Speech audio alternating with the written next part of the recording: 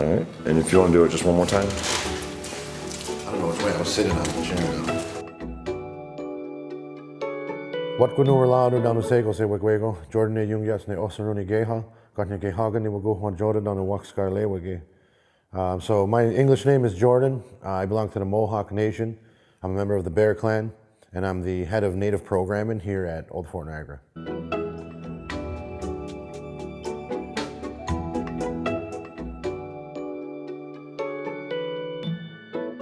So I specifically portray myself because I am Mohawk. So the Haudenosaunee people here in New York State and Southern Ontario, we were here quite often. So I think I'm the only one who's actually not pretending to be somebody else or something else.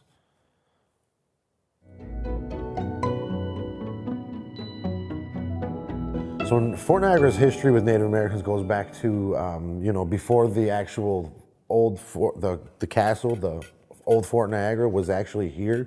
So there's an interaction between, the French and the Native people well before that, where there was, goods being traded, a good relationship taking place. So the history that starts here with the French really is the history between the Seneca and the surrounding tribes as well, or nations.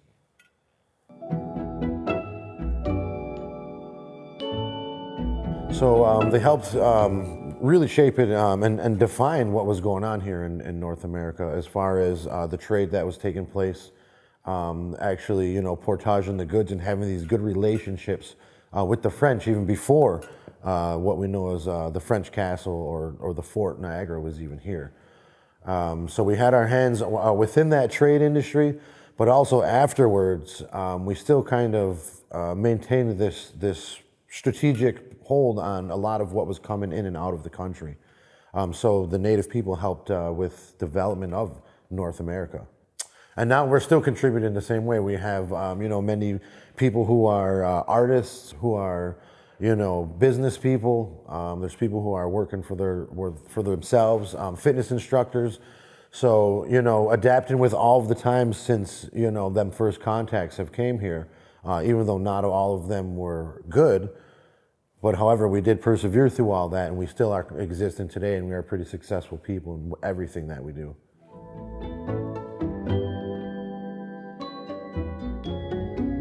So historically speaking, I think it kind of changed things for specifically the Haudenosaunee. So you kind of had this a power struggle that's taking place because there's conflict going on. There's warriors who want to be warriors, and the only place they can do that is to be in the battle. So I think with that power struggle between the peacekeepers and the war chiefs, it kind of put a really tight bind on the way the Confederacy conducted itself. Now, through all of that and all these conflicts, the Haudenosaunee are involved in a civil war. However, we are still here, and we're one of the only Native peoples to still maintain a traditional government as well.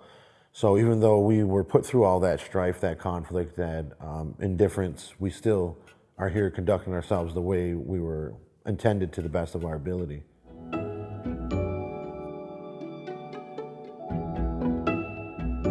So really our goal here is really to get the Native perspective of history here on the North American continent, but not just Native history. Specifically, we kind of focus on the Eastern Woodlands and the Great Lakes region here, because Fort Niagara, was a major outpost, and it did hold many different goods from many different forts through the Great Lakes and beyond.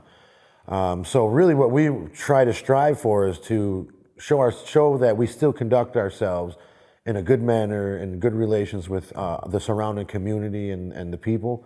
And one of the ways that we can do that is to be here at Old Fort Niagara and share that culture with the people coming in.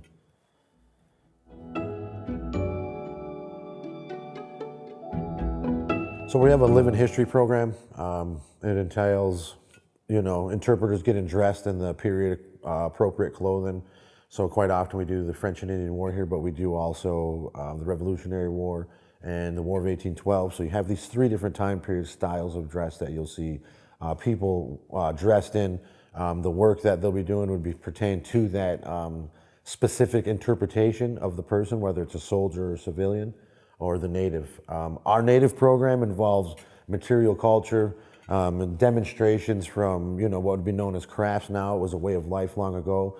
Finger weaving, quill work, ribbon work, making clothing. And also in the native program, we'd like to tell stories and sing songs as well. So it's one way to captivate everybody and kind of keep the intention positive and keep that energy as positive as we can.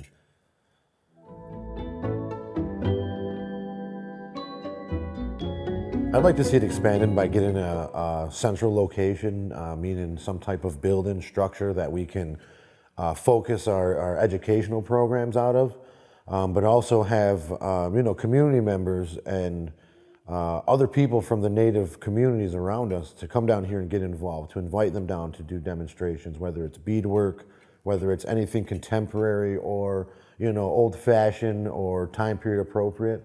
But we want to get more people involved, and I think having a central location to do so is kind of vital and important.